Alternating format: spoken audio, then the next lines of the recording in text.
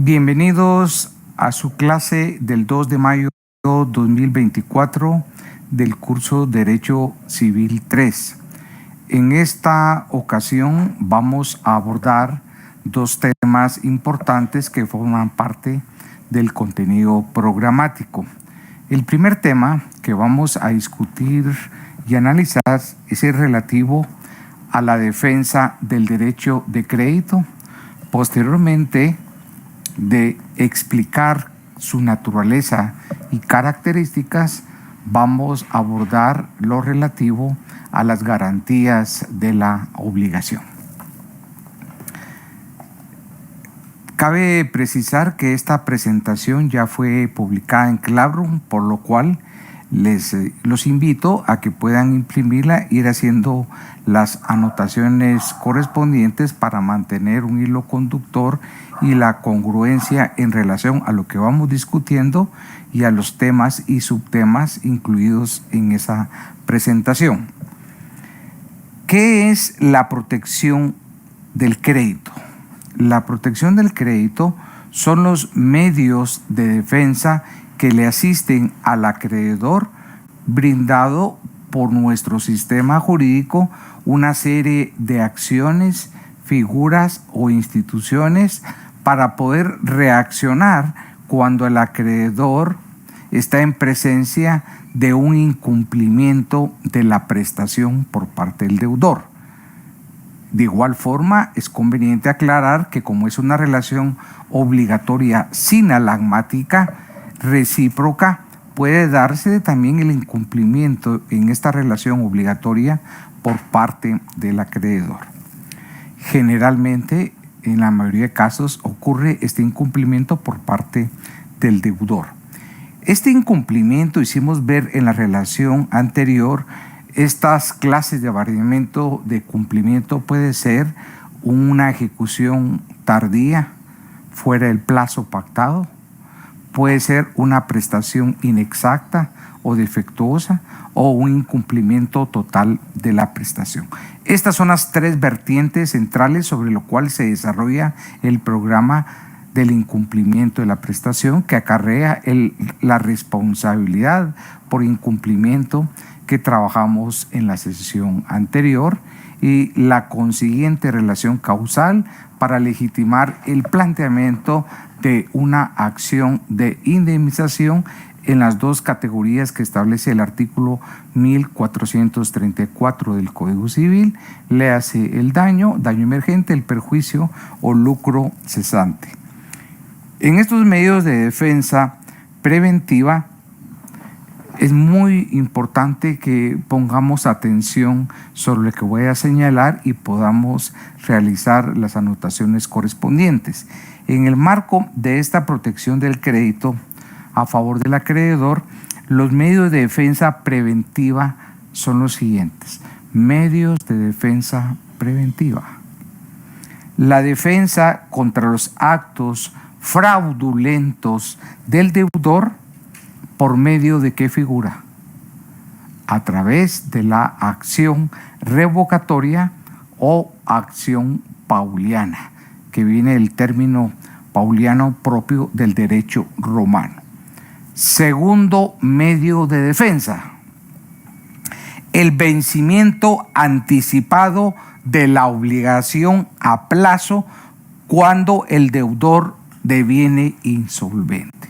En esta premisa, cuando el deudor entra a un proceso de iliquidez, de insolvencia, hay un vencimiento anticipado de la obligación producto del incumplimiento de la prestación por parte del deudor. De tal suerte que el ordenamiento le brinda al acreedor esas acciones para poder plantear en el marco de la protección de su crédito, en el marco de los medios de defensa. Y el tercer elemento o institución, que son medios de defensa preventiva a favor del acreedor, son las medidas judiciales de aseguramiento. Cuando abordamos el término judicial, tengamos claridad en nuestro razonamiento que desde el momento que se hace referencia a medidas judiciales, hay una preexistencia y un presupuesto de la existencia de un proceso judicial, tramitado en órgano jurisdiccional y que esas decisiones, esas resoluciones van a ser dictadas por un juez competente. En conclusión, hacemos referencia a que este asunto controvertido, el incumplimiento de la prestación, ha sido sometido a la jurisdicción de competencia del juez. Dentro de estas medidas judiciales que estamos haciendo relación, tomemos en consideración las siguientes. La primera, el embargo precautorio o preventivo para poder garantizar las resultas del proceso o del juicio.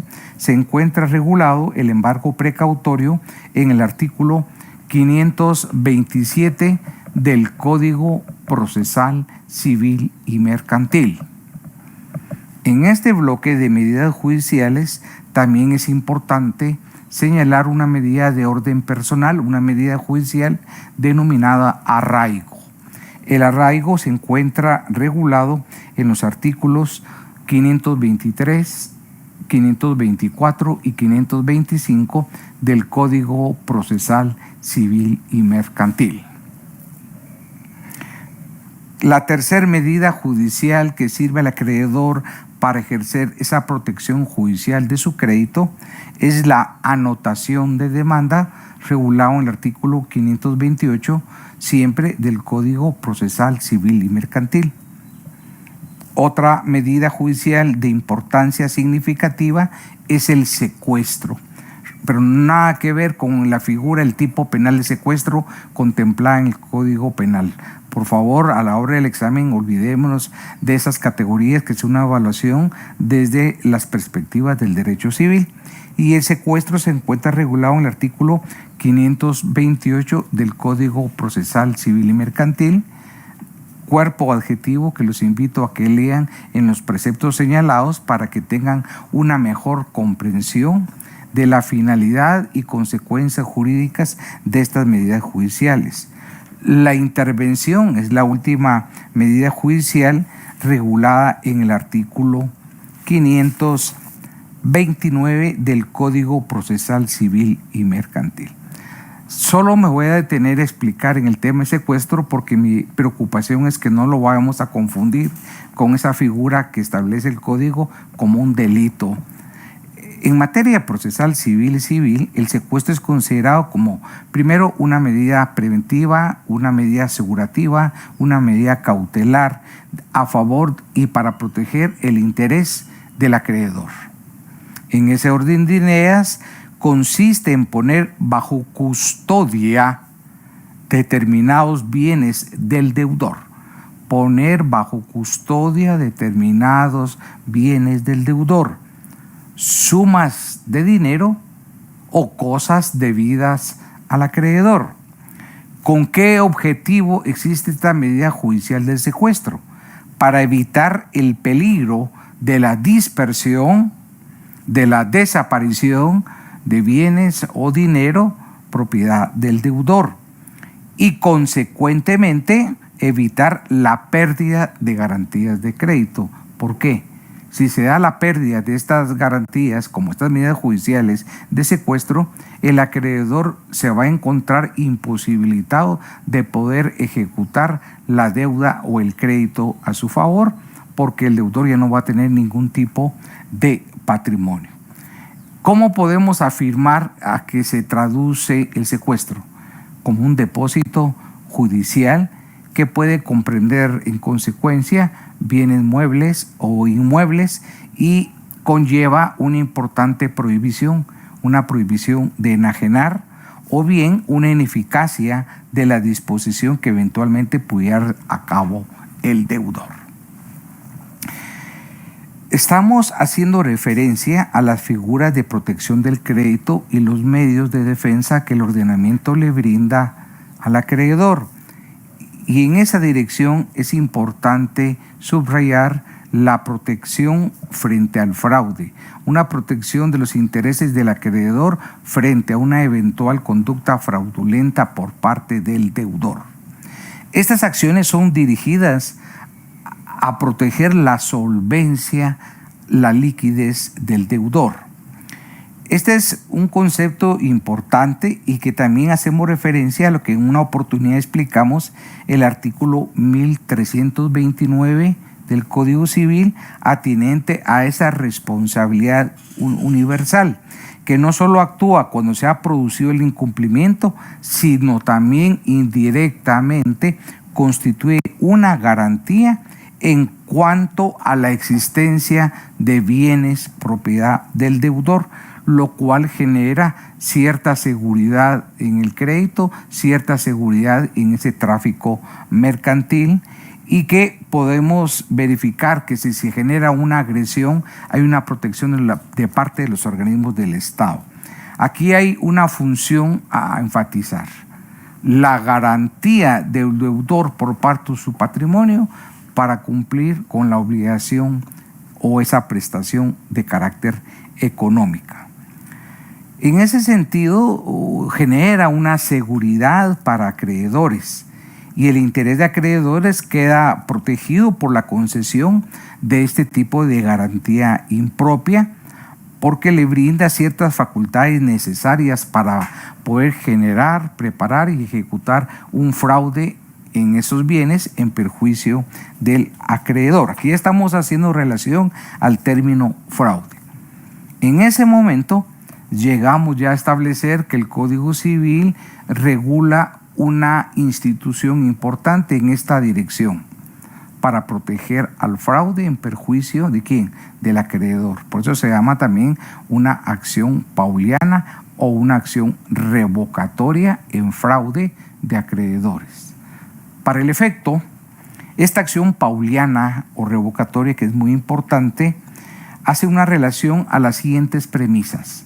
Cuando el deudor enajena sus bienes o en alguna forma disminuye su patrimonio con el propósito de eludir, de evadir el pago de sus deudas, de sus prestaciones, y dejar sin garantía a sus acreedores, la ley acuerda a estos el medio de hacer revocar, dejar sin efecto ese negocio realizado en fraude de acreedores. Este medio de acción revocatoria, recordemos que por eso se llama una acción pauliana o una acción de fraude, una figura jurídica que nace en el propio derecho romano. Un autor connotado español, La Laguna, nos define esta acción de la siguiente manera. Voy a dar lectura y posteriormente expliquemos sus elementos y características. La acción revocatoria es la facultad que el ordenamiento jurídico le concede a todo acreedor para proceder por derecho propio a impugnar los actos jurídicos, los contratos válidamente celebrados por el deudor, que por su carácter fraudulento producen un perjuicio y éste no pueda cobrar de otro modo lo que se le deba.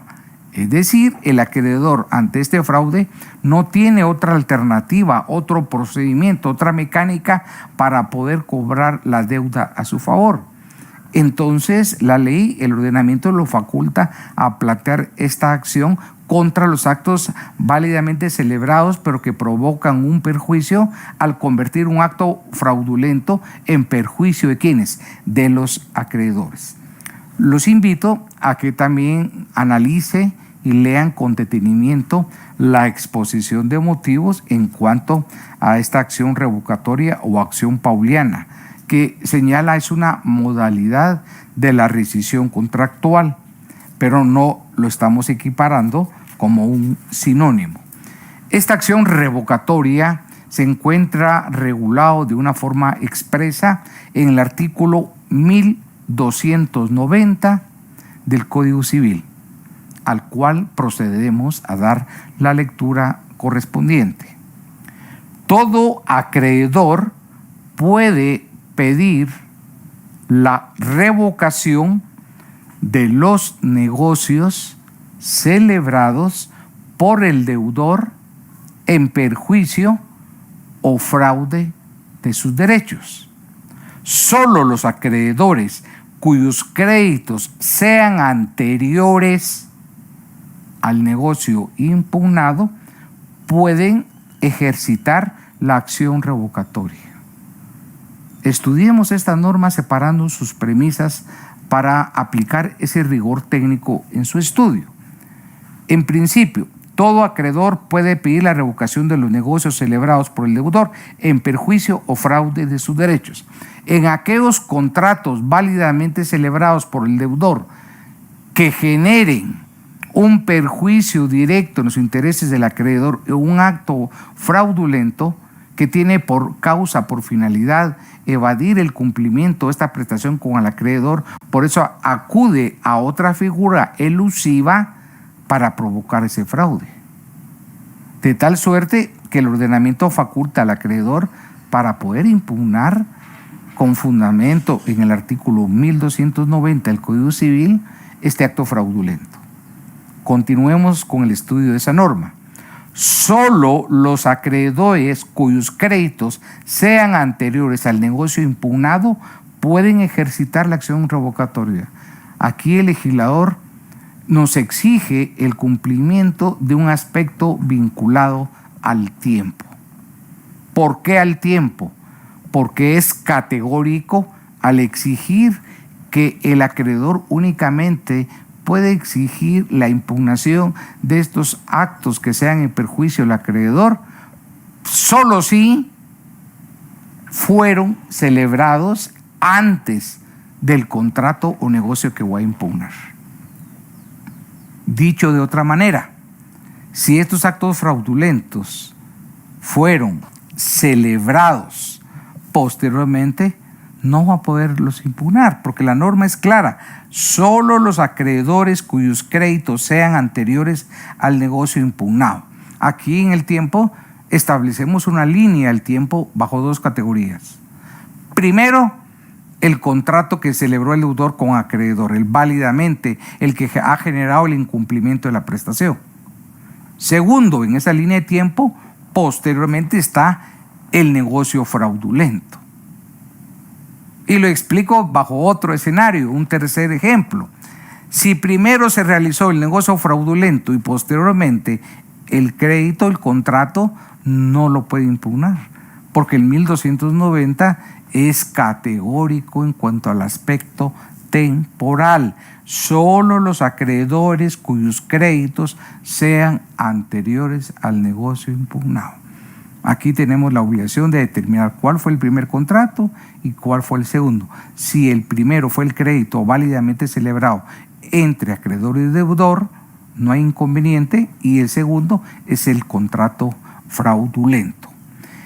Por lo tanto, ¿qué emerge de esta acción pauliana? ¿Qué podemos observar? ¿Qué podemos advertir en cuanto a los elementos que intervienen en esta acción rescisoria, en esta acción de fraude de acreedores o la acción pauliana? Por lo menos intervienen tres sujetos. El deudor, primer elemento, que es quien realiza los actos de disposición de sus bienes. Segundo elemento, el acreedor, que es el perjudicado por los actos del deudor. Y el tercero, que adquiere bienes o derechos del deudor. De esta forma, la acción se dirige por el acreedor en contra del deudor y el tercero. ¿Para qué? ¿Con qué finalidad? ¿Con qué objetivo?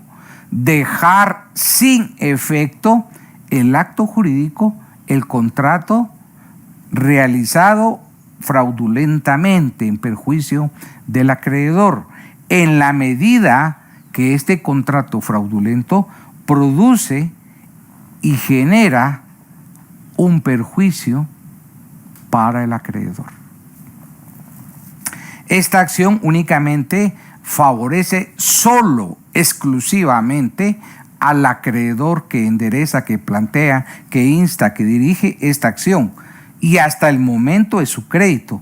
dejando a salvo el derecho del reclamante. Consecuencia de esta afirmación es que la acción revocatoria persigue ante todo, ¿qué es lo que persigue fundamentalmente? El pago y accesoriamente, subsidiariamente, la invalidación o la ineficacia del contrato celebrado.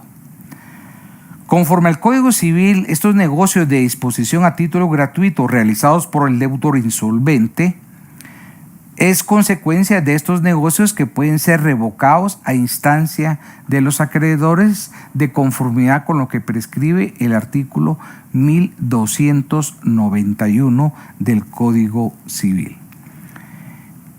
En este marco de análisis del Código Civil es indispensable estudiar la regulación del artículo 1293, que establece la revocación puede tener lugar tanto en los negocios que el deudor enajena los bienes que efectivamente posee, como en aquellos en que renuncia a derechos constituidos a su favor y cuyo goce no fueran exclusivamente personal. ¿Qué significa esto que acabo de manifestar? Que la revocación puede tener lugar si se produce una reducción del patrimonio del deudor o también si éste voluntariamente evita que su patrimonio se incremente. Estos principios generales de revocación se encuentran contemplados en los artículos 1290, 1294 del Código Civil. De igual manera, los invito a que le den una lectura a la exposición de motivos en relación a esta declaración judicial de revocación. Subraye, declaración judicial, no es mediante la vía contractual. Un aspecto a señalar es que esta acción prescribe en un año. Y no solo es importante que tengamos claro el plazo, es relevante establecer a partir de qué momento corre el plazo. Y el plazo corre a partir de la celebración del negocio o desde la fecha que se verificó el pago o se hizo la renuncia del derecho, de acuerdo a lo establecido en el artículo 1300 del Código Civil. La exposición de motivos nos ilustra en cuanto a los requisitos que tenemos que cumplir para la acción revocatoria que pueda ser ejercitada de una forma adecuada. Estos requisitos son que el acto impugnado genere un perjuicio. 2. Señala la exposición de motivos que este acto haya sido en fraude de los intereses del acreedor. 3. Que el crédito que motiva la acción sea anterior al acto que se pretende revocar.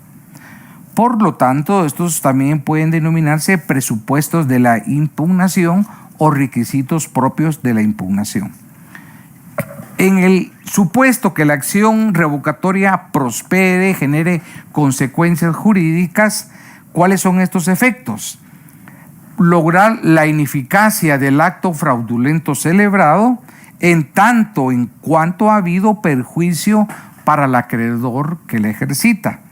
Y el artículo 1296 del Código Civil prescribe: revocado el negocio fraudulento del deudor, los bienes se devolverán por el que los adquirió de mala fe, con todos sus frutos o indemnización por daños y perjuicios, cuando la restitución de dichos bienes no fuere posible. Repito, esto se denomina efectos de la acción revocatoria. Entonces les recomiendo que al margen del 1996 pongan una referencia, una flecha y anoten efectos de la acción revocatoria. Las cosas vuelven al estado anterior a la celebración de este contrato. Y en materia registral también trae consecuencias importantes. Léase el artículo 1147, inciso 2 del Código Civil. Agotada esta importante figura, también en ese escenario de protección del crédito en las obligaciones sinalagmáticas, tenemos que señalar la resolución por incumplimiento de la relación obligatoria sinalagmática. Expresado en términos más sencillos, cuando se genera el incumplimiento de la prestación de un contrato válidamente celebrado, al cumplidor le asiste la facultad de plantear la resolución de ese contrato. Es muy diferente esta figura, totalmente diferente a la acción pauliana o en fraude de acreedores. No opera lo mismo. Su naturaleza, regulación y efectos son distintos. En la resolución, ¿cuál es el presupuesto? Que hay un incumplimiento de la prestación. Y puede darse de forma judicial o de forma extrajudicial. En ese orden de regulaciones, el artículo 1535 del Código Civil permite en las obligaciones recíprocas o sinalagmáticas que la parte que ha cumplido, en contrario sentido, el incumplidor no puede instar la resolución, solo el cumplidor. Ante el supuesto incumplimiento de la otra parte, está facultada para instar el cumplimiento o la resolución de la obligación. Son dos pretensiones distintas. Puedo ejercer que se cumpla con el contrato aún a pesar de esta situación previa que generó, o bien la rescisión. Son dos acciones excluyentes, no coadyuvantes. Una u otra, pero no ambas. El 1536 del Código Civil también otorga a la parte que ha cumplido lo que se denomina el ius variandi, que significa que puede pedir la resolución incluso después de haber pedido el cumplimiento cuando éste resulte imposible.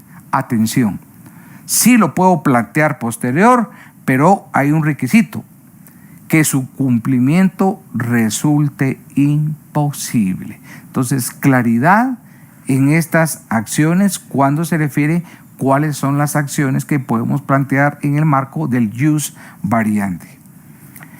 ¿Cuál es el fundamento de la resolución por incumplimiento? Son los artículos 1535, 1536 y 1537 del Código Civil. Aquí tenemos que hacer referencia y volver a repetir cuál es el presupuesto, la condición de viabilidad para que opere ese presupuesto de la resolución. Son los siguientes. Primero, que exista una relación obligatoria sinalagmática. Si no existe la relación obligatoria sinalagmática, ¿de qué estamos hablando? Es indispensable para que haya de entenderse como un postulado básico. Segundo lugar, el previo cumplimiento por parte de quien insta y quien pide y quien solicita la resolución según el artículo 1537. Y tercer presupuesto, lo que se ha denominado el incumplimiento resolutorio. Sería un incumplimiento que está caracterizado por las notas de gravedad, culpabilidad, pero fundamentalmente se trata de un incumplimiento. En el supuesto que prospere, se han acreditado los documentos que fundamentan la pretensión, llegamos a determinar qué efectos tiene la resolución. Y esos efectos están establecidos y explicados en el artículo 1583 del Código Civil. También los exhorto a que lean la exposición de motivos del Código Civil, porque es abundante en explicar las características y los efectos de la resolución por incumplimiento en las relaciones obligatorias. Hemos estudiado que esta resolución tiene una eficacia retroactiva. Sus consecuencias, sus efectos se retrotraen al pasado, de acuerdo con una regla que no es absoluta, pues se ha de exceptuar el supuesto de relaciones obligatorias de tracto sucesivo, de tracto diferido, en que se mantienen las prestaciones ya ejecutadas. Esta es una de las excepciones de los efectos retroactivos de la resolución. De acuerdo a esta idea, se aplica la máxima: según la cual una vez resuelto, extinguido el derecho, quedan igualmente resueltos o extinguidos los derechos que sobre aquel se hubieran podido constituir. Esto es importante porque finalmente la resolución se constituye una figura al servicio del acreedor cuando esté en presencia del incumplimiento de la prestación y deba acudir previamente a plantear la acción, cumplir con estos requisitos o presupuestos denominados de viabilidad para la resolución. Hacemos una pausa mental y vamos a iniciar el otro tema que va estrechamente relacionado con el explicado referente a la defensa del derecho de crédito. Iniciamos a abordar y a estudiar las garantías de la obligación. Al momento que se celebra en el tráfico jurídico los contratos, para poder garantizar el resultado, el cumplimiento de la prestación, existe en nuestro ordenamiento jurídico ciertas figuras que brindan una certeza en el cumplimiento de la prestación, coadyuvan a garantizar el cumplimiento de la prestación, como por ejemplo, en materia de derechos reales, si hablamos de un mutuo, se encuentra una hipoteca, una prenda. En este marco de las obligaciones, precisamente existen otras figuras como las famosas arras, o bien la pena convencional y la fianza, que se traducen en garantías de la obligación. Esta garantía se consigna en lo acordado entre el acreedor y deudor para garantizar el resultado de esa obligación. Es un refuerzo al crédito a efectos de seguridad para asegurar su satisfacción. Es un elemento de garantía añadido al crédito propiamente dicho. Es una facultad, un derecho que se yuxtapone al crédito. ¿Qué quiere decir yuxtapone? Existe coetáneamente al crédito como una figura accesoria a la principal. Por ejemplo, el contrato de mutuo de préstamo es el dinero entregado en calidad de préstamo, lo principal, y la garantía viene a ser una obligación accesoria que no puede subsistir sin la existencia de la obligación principal. El maestro de maestros, Díez Picasso, señala: hablar de derecho o facultad en función de garantía queda subordinado al crédito por las razones que acabo de manifestar, que funciona como derecho principal en una relación de accesoriedad. Se dice por ello que la garantía consiste en un derecho accesorio. Para ello también se afirma que se trata de un verdadero derecho, una situación de poder típica de garantía para generar certeza en esas relaciones de mercado. El contenido fundamental del acuerdo de garantía cambia, se modifica dependiendo del acuerdo y la autonomía de las partes para fijar ese tipo de garantías. Es importante que, por ejemplo, se cumpla con las reglas relativas a la identificación de los bienes. Esa identificación de los bienes grabados es fundamental leer los artículos 842, 884, 1125, inciso 2 o numeral 2 y 1136 del Código Civil.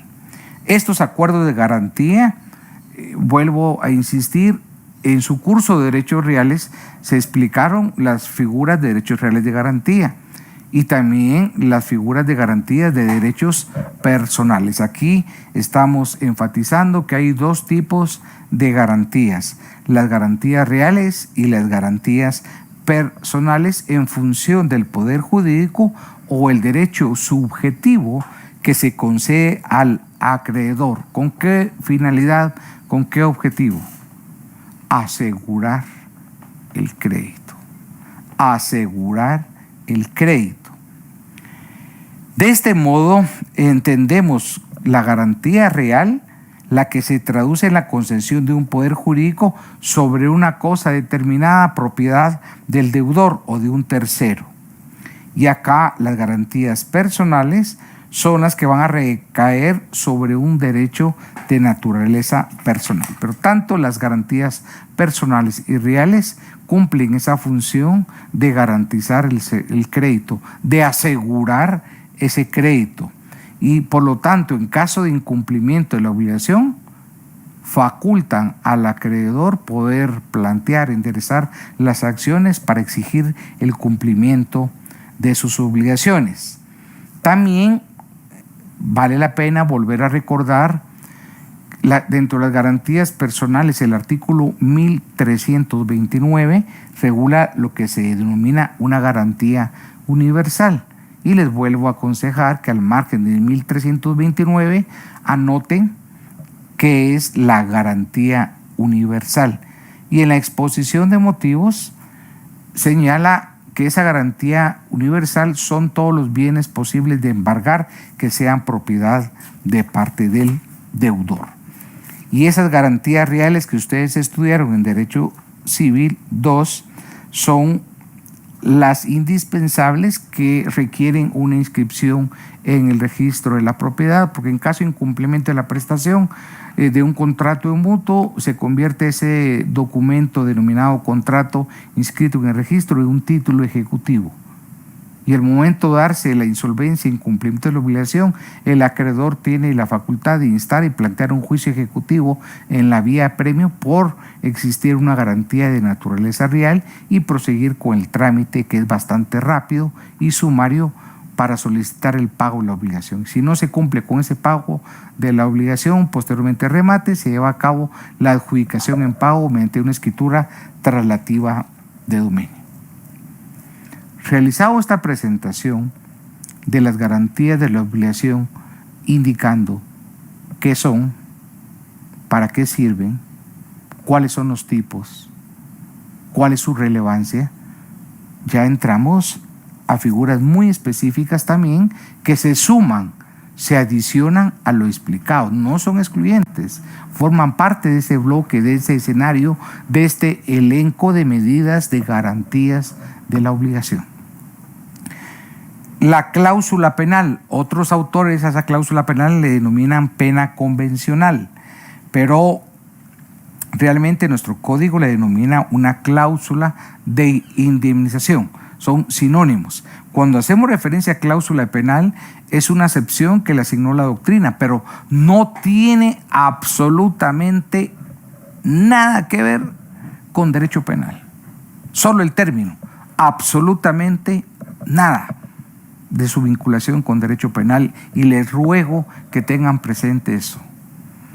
Es una cláusula de indemnización, o bien, como lo establece la doctrina europea, es una pena convencional. ¿Por qué es una sanción, una pena económica convencional? Porque está pactada de común acuerdo por las partes en el contrato y surte eficacia en el caso de existir incumplimiento. Hay incumplimiento, vamos a ejecutar estos acuerdos contractuales. Esa pena convencional o esa cláusula penal es un mecanismo contractual de los más utilizados en la práctica comercial, en la práctica civil, para poder resguardar y garantizar la prestación. A menudo la garantía genérica que implica la responsabilidad universal del deudor del 1329 resulta insuficiente para poder garantizar el cumplimiento de la prestación como un mecanismo resarcitorio. Para ello vamos a delimitar qué entendemos por cláusula penal de acuerdo a la definición del maestro Rodríguez. El profesor Rodríguez señala que la cláusula penal o pena convencional es aquella estipulación que obliga al deudor a una obligación llamada pena en caso de incumplimiento de una obligación principal. Siendo más precisos, deberíamos de entender por cláusula penal aquella disposición o regla negocial que tiene por objeto establecer una pena para el caso de no cumplir la obligación explícitamente reforzada con la pena, que puede ser una o varias de las obligaciones nacidas del negocio o nacidas del contrato. Y también le recomiendo no interpretar este concepto de pena con el concepto de pena en derecho penal. No, es una sanción de naturaleza económica en caso de incumplimiento. Esto, al final, ¿qué podemos concluir? Es una cláusula de indemnización que el Código Civil establece como una convención, como un acuerdo, como un pacto accesorio celebrado entre las partes, estipulada dentro del propio contrato como cláusula de indemnización que contiene una obligación principal o convenida en un contrato separado por la que se promete realizar una prestación generalmente pecuniaria, generalmente en dinero, para el caso del incumplimiento del contrato o cumplimiento defectuoso o irregular de la obligación principal. Por ejemplo, muy frecuente donde se pacta esta cláusula de indemnización, cláusula penal o pena convencional, es un contrato de obra. ¿Quiénes son las partes en el contrato de obra? Un acreedor y un deudor. El acreedor es el cliente, el deudor el contratista. Y acá el contratista se obliga a pagar una suma de dinero por cada día que retrase la entrega de la obra que obligó a construir. En los contratos hemos insistido que el plazo, el tiempo es de vital importancia. Y en el contrato de obra, por su propia naturaleza y característica, es fundamental el cumplimiento del plazo en la fecha pactada. ¿Qué sucede en los contratos que se celebran de obra o promesas también de compraventa en cuanto al plazo?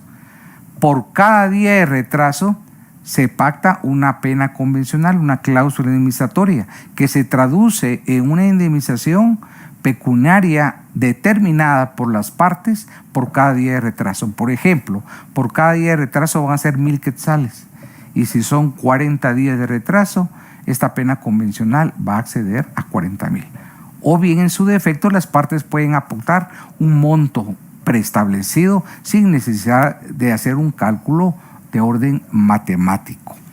Esto es muy importante y la exposición de motivos le denomina cláusula de indemnización.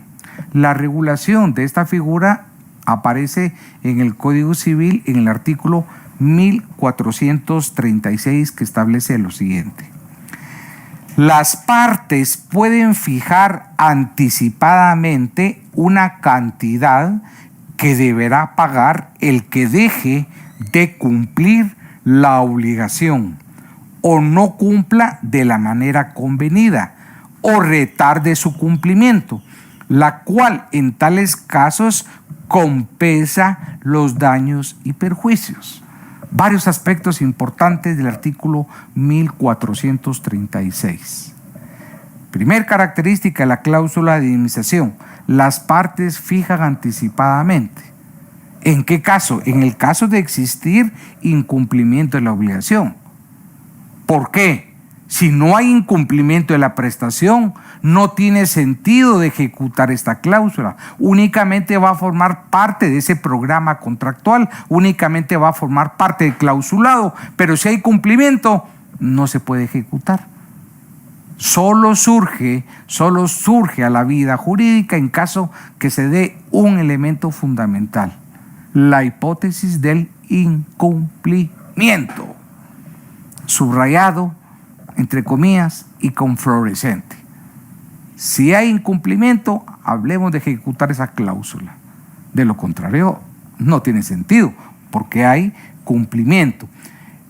Además, se fija anticipadamente. ¿Y en qué se traduce? En una cantidad de dinero.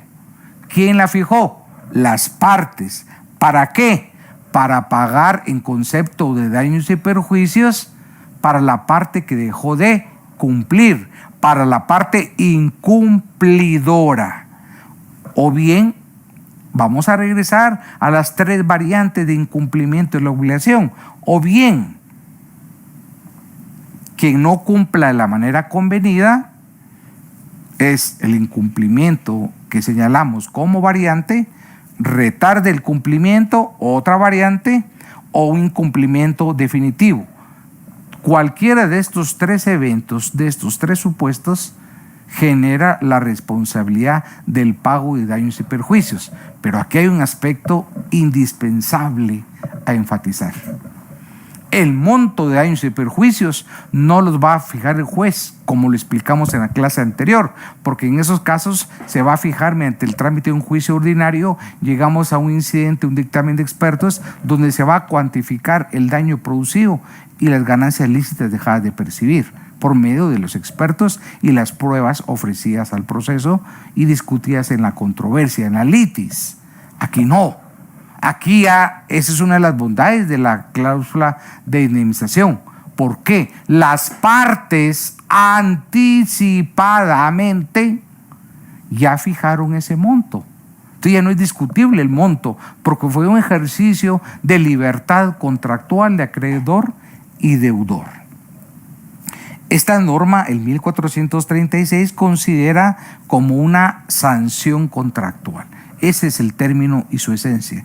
Una sanción contractual derivado por el incumplimiento. Y sustituye a esos daños y perjuicios fijados judicialmente. Es un carácter sustitutivo de la pena que establece el quantum, el monto, la cantidad indemnizatoria, y el acreedor no tiene que probar ni calcular el daño sufrido, según el 1439. ¿Por qué? Porque ya fue fijado anticipadamente de forma voluntaria por las partes.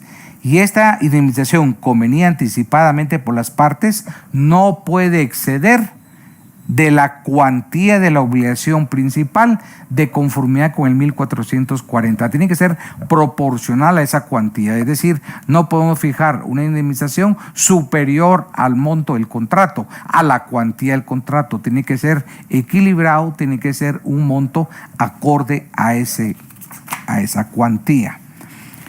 Y el 1437 del Código Civil establece que el acreedor puede exigir el cumplimiento de la obligación o pago de la cantidad convenida, pero no las dos cosas.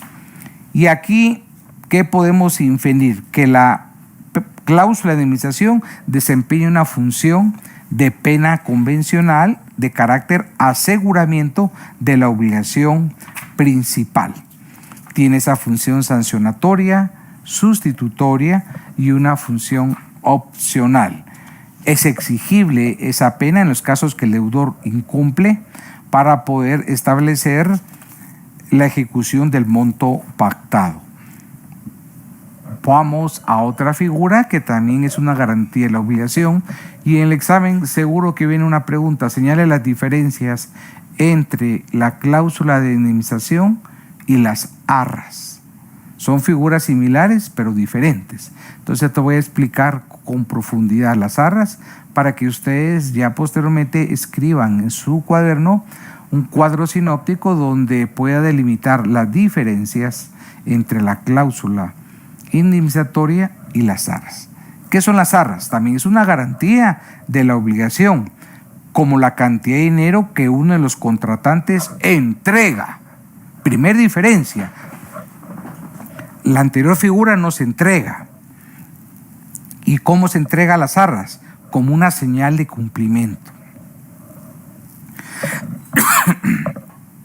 El artículo 1442 dispone: las arras dadas en garantía del cumplimiento de una obligación constituye el equivalente de los daños y perjuicios provenientes ¿de qué? De la inejecución, siempre que mediare culpa, y si el incumplimiento procediere de quien la recibió, ésta deberá restituir el doble de lo recibido. En resumen, las arras hay una entrega de cantidad de dinero al momento de celebrar el contrato. Se incumple, se entrega. Se cumple, se devuelven a quien las entregó.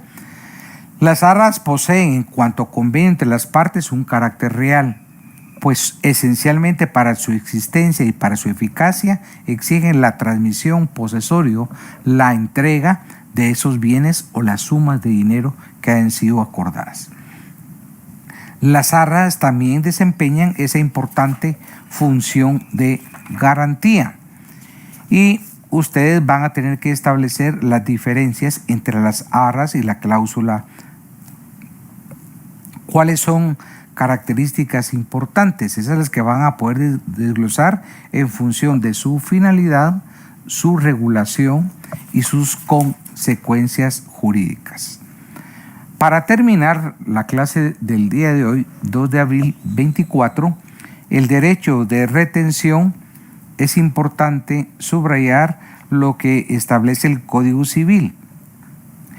Cuando hay un derecho de retención, ¿en qué significa? Su fundamento se agota en su función. El acreedor reticente no puede usar ni disponer del bien ni realizar su valor, pero cuando él ha incumplido el deudor una prestación, el acreedor puede retener, no con la finalidad de ejercer la propiedad, retener los bienes para exigir el cumplimiento de la prestación. En nuestro Código Civil no hay un caso, un artículo que hable del derecho de retención. Se encuentran diseminados en diversos supuestos. Por ejemplo, el artículo 624, numeral 2 del Código Civil, concede este derecho de retención al poseedor de buena fe por los gastos necesarios. Igual sucede en el contrato de mandato, en el depósito, en el contrato de hospedaje. Es muy frecuente, de acuerdo al artículo 870 del Código de Comercio. El huésped, mientras no pague la cuota a que se le exigió, faculta la retención del hotelero de sus bienes, de su equipaje, hasta que pague lo debido. En la compraventa, el constructor de obra mueble. Todos son ejemplos que requiere un estudio específico. Y la fianza, que es otra garantía importante regulada en el artículo 2100, que hay una fianza convencional, hay una fianza legal y una fianza judicial para poder garantizar el cumplimiento de la prestación, que al final se traduce en una relación entre acreedor y el fiador y que surte efectos como garantías de la obligación solo en el momento de incumplimiento de la obligación. En conclusión, en este último capítulo de las garantías de la obligación, citamos las garantías personales, las garantías reales y las específicas reguladas dentro del Código Civil que se suman, se adicionan a las citadas. Se encuentran la cláusula de indemnización o pena convencional, las arras, la fianza, el derecho de retención. Figuras importantes para poder garantizar el cumplimiento de la prestación y asegurar